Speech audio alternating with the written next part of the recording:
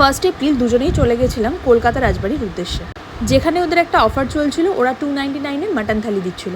কিন্তু এখানে গিয়ে তো একটা গড়বড় হয়ে গেছে। আমরা দুজনেই ওই লোকেশন কিছুতেই খুঁজে পাই। এদিকে আমরা গুগল ম্যাপ কলকাতা রাজবাড়ির জায়গায় শোভাবাজার রাজবাড়ি সার্চ করি, আর এদিকে ভুলভাল রাস্তায় ঢুকে শোভাবাজার রাজবাড়ির রাস্তা হয়ে ওখান থেকে আবার মেন রোডে উঠে লোকজনকে জিজ্ঞাসা করে তারপরে ওই রেস্টুরেন্টের লোকেশনে পৌঁছায়। কিন্তু এখানে গিয়ে তো আরেক কাণ্ড।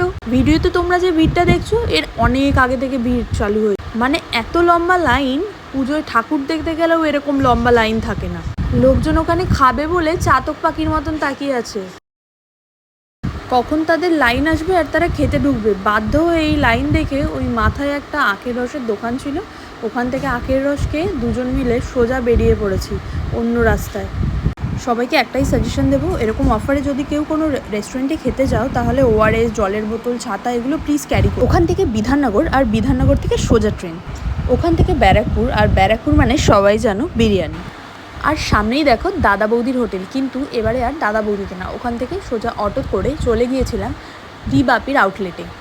কিন্তু ওখানে গিয়েও অনেকক্ষণ ওয়েট করার পরে দুটো সিট পেলাম। ওদের ওখানে স্পেসটা অনেক ছোট, কিন্তু রিবাপির বিরিয়ানি আমার অলওয়েজ ফেভারেট। শুধু রিবাপির বিরিয়ানি বলে না, বিরিয়ানি আমার খুব ফেভারেট। তারপরে ওখান থেকে খাওয়া দাওয়ার পরে সোজা বাড়ি, টাটা।